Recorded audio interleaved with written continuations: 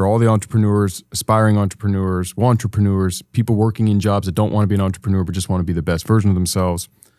What are those couple things that you want them to start to think about consciously over the next 365 days? So a year from today, they're not in the same position, living the same issues, same uncertainties. What are those traits that you think can be worked on, should be worked on, and aren't talked about enough because they're overlooked?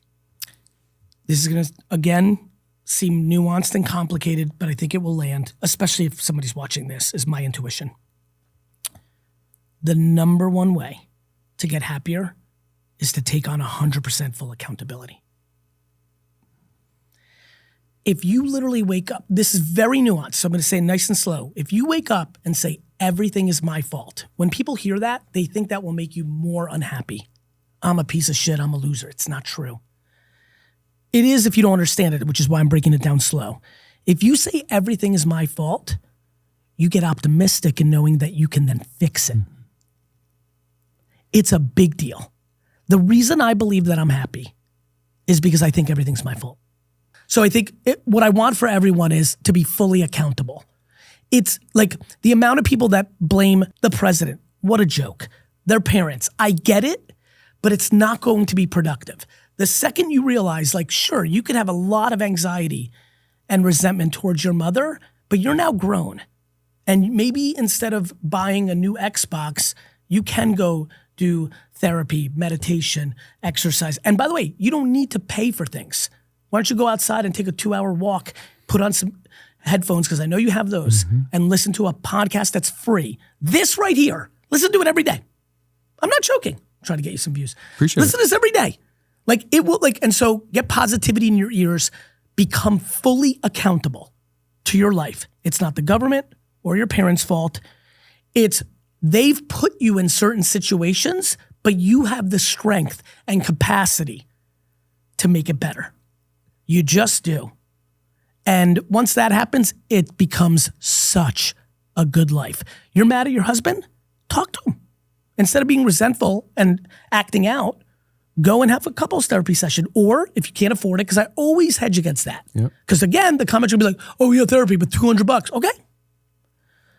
How about just being kind and candorous to your spouse? Sit them down and be like, I don't like when you do this.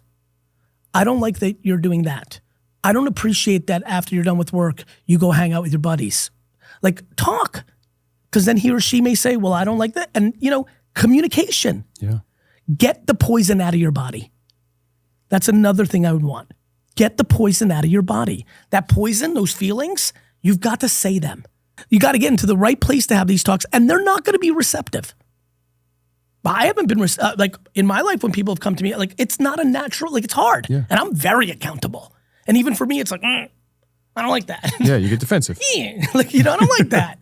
But I've gotten really good at being and I like it. And now I really appreciate the feedback. And we just all have to go there anyway.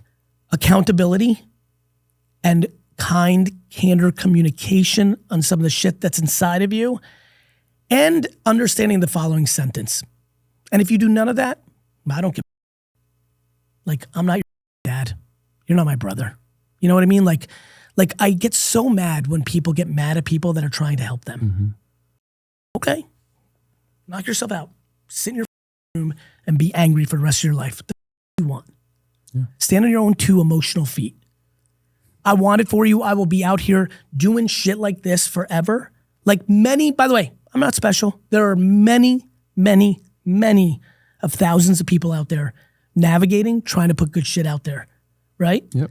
And, you got to find the person that does it for you. But man, complaining is loser shit. It's dangerous. It's self-deprecating. Well, self-deprecating could be cute. It's ingest. Yes, ingest, to your point. But that's,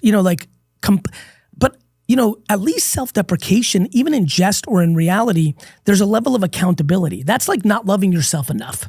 Yeah. Complaining is, my boss will never let me succeed. Are you out of your mind?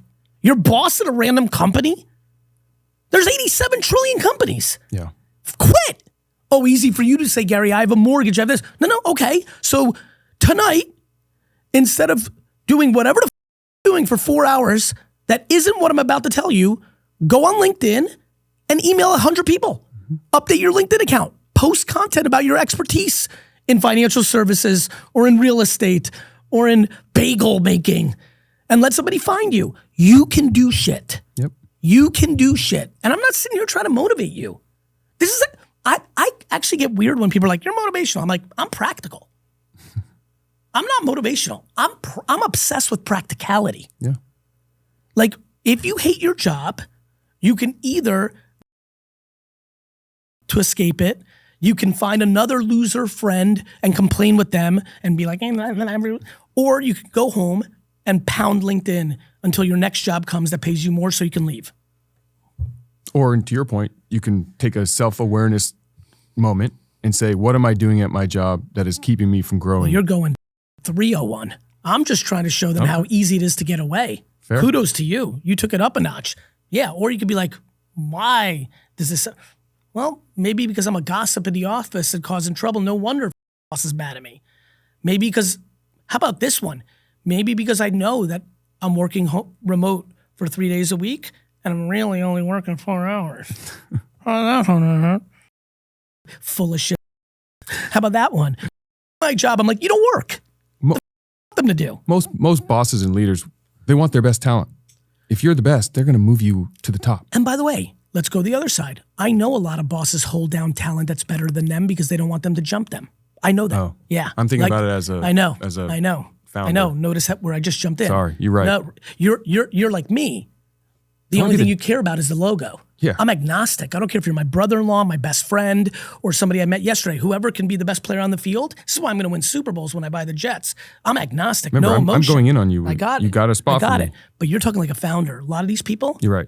Right? You're right. Seen it? No, you're right. Because I've never been a boss. I'm a founder. And you know this. You've seen it in your organization. Yes. You've seen it. I know it right now. There are people right now in my company that I know are suppressing the person underneath them because the person underneath them is more talented. I mean, you're right.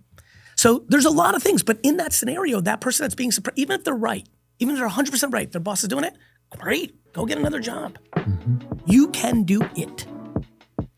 You can do it.